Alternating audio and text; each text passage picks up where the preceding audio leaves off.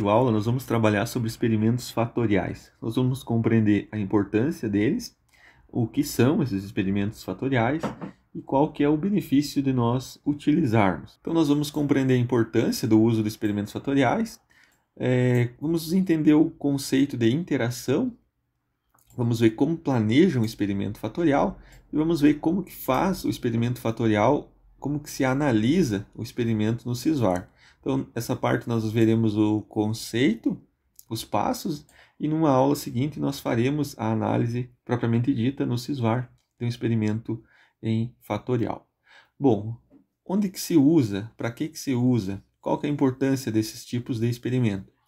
Quando nós analisamos um único fator, nós temos um experimento unifatorial. Então, um exemplo, quando a gente testa a dose de potássio numa cultivar de macieira, por exemplo, nós só temos um fator, nós temos diferentes doses de potássio, que é o nosso fator, que são os nossos tratamentos, na cultivar de macieira. Então, esse é um experimento unifatorial, um único fator está sendo analisado. E os demais parâmetros são fixos, ou seja, a cultivar de macieira é uma, a condição de poda é uma, então todos os demais fatores são iguais. Então, nesse caso, é o experimento unifatorial. Qual que é a desvantagem disso? Um experimento desse tipo, ele nos dá uma conclusão restrita. Restrita a quê? Restrita a cultivar de macieira que nós estiver usando. Nós não vamos poder extrapolar esse resultado para outras condições, para outras situações. Agora, por exemplo, se eu chego a uma dose X de potássio para essa cultivar de macieira, a pergunta que eu posso fazer é: essa melhor dose seria melhor se outra cultivar fosse usada? Então percebam que num tipo de experimento unifatorial a gente tem uma restrição na nossa conclusão. Como as outras doses se comportariam em outras cultivares? Então é isso que nos leva a fazer experimentos bifatoriais, trifatoriais, onde nós temos 2, 3 fatores sendo considerados nesse tipo de experimento. Então, para nós responder aquelas perguntas anteriores, não é possível responder sem realizar um experimento fatorial, ou seja, nesse caso nós teríamos que testar outras cultivares, por exemplo, testar 3 cultivares e 5 diferentes doses. Aí nós teremos uma amplitude da nossa conclusão. Nós poderemos ver também se as outras doses que não foram as melhores numa cultivar, se elas poderiam ser melhores na outra cultivar, e assim por diante. Então, o experimento fatorial é aquele em que 2 ou mais séries de tratamentos, que são chamados de fatores, são estudados simultaneamente. Então, no mesmo experimento, nós vamos ter mais do que um fator. Os tratamentos de cada fator eles são denominados níveis de fator. Então, os tratamentos vão ser diferentes níveis de um fator. A combinação entre níveis de fator forma os tratamentos do nosso experimento fatorial. Vamos a um exemplo, então. Vamos estudar o comportamento de 4 doses de A e B, que é o ácido indol butírico, em 3 diferentes substratos. Então, nós temos aqui um experimento bifatorial. Nós temos 2 fatores. Quais são esses fatores? Então, nós temos um fator que é o ácido indol butírico. Nós teremos 4 doses de ácido indol butírico em 3 substratos diferentes. Tá? Então, nós temos 2 fatores. Geralmente, a gente usa a denominação fator A e fator D. Fator A e fator D. Então, temos 2 fatores. Então, podemos usar como fator A os diferentes substratos e o fator D as doses de A e B. Tá? Então, nós teremos 2 fatores. Quais são os níveis de cada fator? Níveis são os tratamentos. No caso do fator D, serão as doses. Então, teremos 4 doses, 4 níveis do fator D dentro desse experimento. E no fator A, nós teremos 3 níveis, ou seja, 3 diferentes substratos, certo? Quantos tratamentos existem? Então, nós temos 3 tratamentos, 3 níveis de um tratamento, vezes 4 níveis de outro.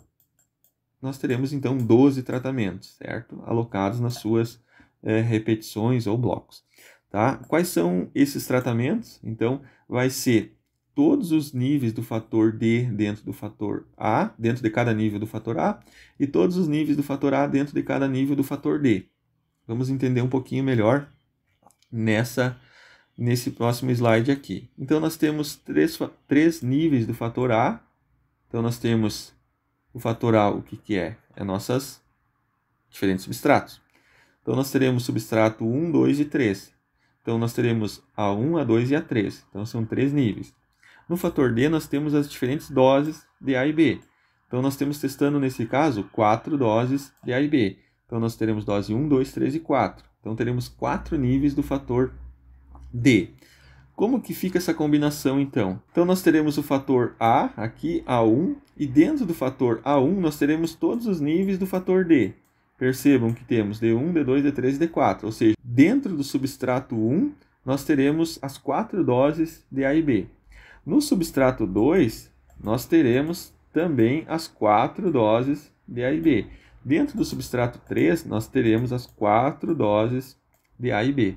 Então, percebam que nós temos um cruzamento entre cada um dos níveis do fator A dentro de cada um dos níveis do fator D e o contrário também. O fator D, se nós pegar só o fator D1, ele vai ter todos os níveis do fator A. Então, D1 e D1 aqui, nós teremos o A1, A2 e A3. Então, percebo que tem uma combinação de todos esses fatores. Então, com isso, nós conseguimos ter uma conclusão mais ampla. Tá? Aqui, simplesmente, como que ficaria a organização, então, desses tratamentos, de todos os blocos, e aqui como que se organizaria a tabela. Agora, como que fica o modelo matemático num delineamento em blocos ao acaso, um experimento bifatorial? Então, a variável observada tem efeito da média, efeito do fator A, efeito do fator D, efeito da interação entre os dois fatores. Percebo que agora aparece uma palavra aqui, interação. Interação do nível I do fator A com o nível J do fator D. Então, isso aqui é como que se comportam esses tratamentos dentro de cada um dos fatores. Além de nós termos o efeito do bloco e do erro. Então, o modelo matemático ele fica maior. Bueno, agora vamos falar o que é essa interação. O que é a interação? É o efeito atribuído a uma combinação de níveis de dois fatores que não é explicada pelos fatores principais. Traduzindo isso, nós temos um exemplo aqui, um fator A e um fator D. Tá? Então, nós temos dois níveis do fator D, 0 e 1. Digamos aqui o tratamento 0 e o tratamento 1 do fator D. E no fator A nós temos também o tratamento 0 e o tratamento 1 do fator A. Tá? Aqui aqui são os resultados. Tá? Quando a gente tem dose 0, vamos supor que o D é dose e aqui é substrato. Quando nós temos o substrato denominado como 0, nós teremos 10 de resultado. Tá? Quando nós aplicamos o substrato 1, ou seja, mudamos o substrato, nós temos 20. O resultado aumentou, certo? Agora, quando nós temos a dose 0, nós vamos ter 10. Quando nós aplicamos uma dose 1, nós vamos ter 15. Percebo que aumentou. Agora, quando nós temos o substrato 1 com a dose 1, nós temos 25, ou seja, um resultado maior. Entretanto, esse resultado ele não é maior do que a soma da diferença do 0 até o 1 no fator A e a diferença do 0 para o 1 no fator D. Percebo que essa diferença aqui, 15 menos 10 dá 5. Tá? Guarda esse número, 5. Agora, 20 menos 10, 10. 10 mais 5, 15. Então, 15 é essa diferença aqui. Então, 25 menos 10 dá 15. Nesse caso, nós temos uma interação nula, ou seja, ele não teve um efeito sinérgico de melhorar o resultado apresentado. Agora vamos ver o caso de uma interação positiva. Então, o mesmo esquema ali de cima, só que quando nós aplicamos a dose 1 no substrato 1, nós temos 40 de resultado. Percebam que 40 dá uma diferença de 30 para, digamos aqui, para a testemunha. Quando a gente tem aplicação só do substrato A ou só da dose 1, há um aumento, só que esse aumento dá uma diferença de 15, certo? Que é como se tivesse aqui em cima a interação nula. Mas como quando nós usamos cruzado esses dois fatores, nesse caso, nesse outro exemplo hipotético, nós temos 40, ou seja, nós temos uma interação positiva. Por quê? Porque esse resultado aqui essa diferença de 30, ela é superior à soma da diferença dos dois fatores quando aplicados individualmente. Então, nós temos uma interação positiva, há um certo sinergismo que resulta num benefício maior do que a soma desses dois fatores separados. Agora, no caso da interação negativa, nós temos aqui o resultado sendo 20, ou seja, quando nós aplicamos os dois fatores, o nível 1 do fator A e o nível 1 do fator D, nós temos 20, ou seja, essa interação foi negativa. Por quê? Porque prejudicou. Então, aqui deu uma diferença de 10. Então, essa diferença é menor do que a soma dos dois fatores quando aplicados individualmente, certo? Então, nesse caso, interação negativa. Então, para nós entender um pouquinho melhor a interação, podemos observar esses fatores aqui, dose de nitrogênio e fósforo, em 3 experimentos de adubação. Então, temos 2 doses de fósforo, P0 e P1, 2 doses de nitrogênio, N0 e N1, e temos o resultado aqui. Quando nós não temos nada, nós temos 1000 de produtividade. Quando nós aplicamos só o fósforo, vai para 1500. Quando nós aplicamos só o nitrogênio, vai para 1200. Quando nós aplicamos 2, vai para 1900. Percebam que 1900 é uma diferença de 900 em relação à testemunha. Se nós somarmos a diferença de produtividade quando usa só o fósforo ou só o nitrogênio, dá 500 aqui a diferença e aqui dá 200. 500 mais 200 dá 700. Então, nesse caso, nós temos uma interação positiva. Por quê? Porque deu uma produtividade muito maior do que a soma desses dois, nitrogênio e potássio, quando aplicados isoladamente. Então, é melhor aplicar junto, porque nós vamos ter um benefício bem maior. Nesse outro caso, nesse outro exemplo, aqui nós temos uma interação, como deu menos que 1700, nós temos uma interação negativa, ou seja, quando nós usamos os dois fatores, as duas doses de nitrogênio e fósforo, nós temos um resultado menor do que quando a gente aplica isoladamente esses dois nutrientes. Então, aqui é uma interação negativa. Aqui, nesse outro caso, a interação o que é? É nula. Por quê? Porque simplesmente ela resultou numa produtividade igual à soma dos dois fatores quando aplicados individualmente, certo? Então, nós temos 1700 de produtividade nesse caso. Então, aqui é nula, é interação nula. Não temos aquele efeito sinérgico tanto para mais quanto para menos. Agora, vamos ver como que se organiza os dados, uma tabela, para uma análise no SYSVAR de experimentos bifatoriais. Tá? Então, aqui temos a tabela na sequência, que é a tabela 56, que ela registra a produção, registrada num experimento fatorial 3x4, com 4 repetições. O fator A representa 3 cultivares de milho e o fator D, 4 formas de manejo. Então, aqui temos como que a gente pode organizar no Excel ou no Calc esses dados. Então, nós vamos ter o fator A e o fator D. Então, nós temos 3 níveis de fator A, certo? 3 níveis de fator A, 3 cultivares de milho e 4 formas de manejo. 4 formas de manejo, sendo 4 níveis do fator D. Então, temos aqui 1, 2, 3 e 4. Percebam que todos os níveis do fator D estão na cultivar 1. Todos os níveis vão estar na cultivar 2. Todos os níveis vão estar na cultivar 3. Então, vai estar organizado dessa forma. Então, aqui temos o bloco e aqui a produção.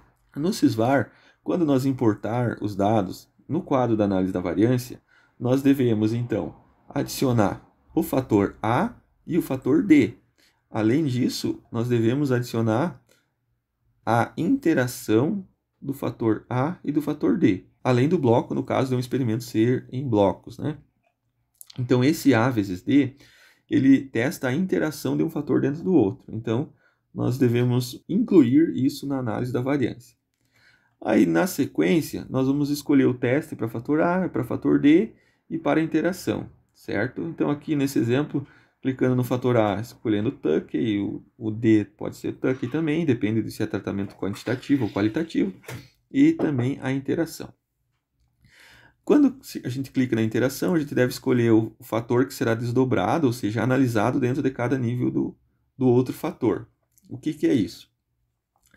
Quando nós fizemos um experimento fatorial, nós vamos testar como que se comporta o fator D dentro de cada nível do fator A. Então, nesse caso, o fator D é o manejo, o manejo do milho, ele será comparado dentro de cada nível do fator A, ou seja, dentro de cada cultivar. Posteriormente, repete-se essa operação, essa mesma análise, para analisar o fator cultivar dentro de cada forma de manejo. Então, eu tenho duas análises nesse caso. Eu vou ter que analisar todas as formas de manejo dentro de todas as cultivares e depois todas as cultivares dentro de cada forma de manejo, para mim identificar a interação disso. Então, no resultado da análise da variância, nós teremos, então, o fator A, o fator D, a interação e o bloco. Então, nós devemos ver nesse p-valor aqui da interação se ela foi significativa, ou seja, se realmente há interação dentro daqueles tratamentos, ou se não existe nenhum.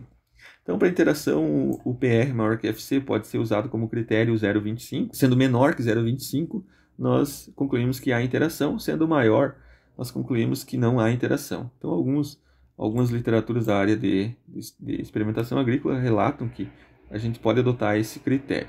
Tá? Então, na sequência, depois disso aqui, vai vir o resultado isolado dos fatores A e D e, posteriormente, o desdobramento de cada fator de D dentro de cada fator de A. Então, numa segunda vez que você repete a análise, você vai fazer com que a análise seja o fator A dentro de cada nível do fator D. Então, na aula seguinte, a gente vai praticar essa análise e nós vamos entender um pouco mais sobre como que a gente interpreta e como que monta uma tabela ou uma figura num experimento fatorial. O que nós temos que observar é se os nossos tratamentos eles são qualitativos ou quantitativos. Então, o fator A e o fator D, eles podem ter tratamento tanto quantitativo quanto qualitativo. Isso vai nos remeter a fazer um determinado tipo de análise, caso haja interação, caso não haja interação. Quando nós aceitamos o H0, então vamos analisar esse fato. Então, quando nós aceitamos o H0, quer dizer que não há interação, né? Então, a hipótese nula é aceita. Bom, quando isso acontece, em experimento qualitativo com o fator A e qualitativo no fator D, simplesmente nós vamos fazer teste de comparação de médias para as médias de cada um desses fatores. Quando nós temos o fator A sendo qualitativo e o fator D sendo quantitativo, nós vamos fazer o teste de comparação de médias para as médias do fator A e o teste de regressão para o fator D.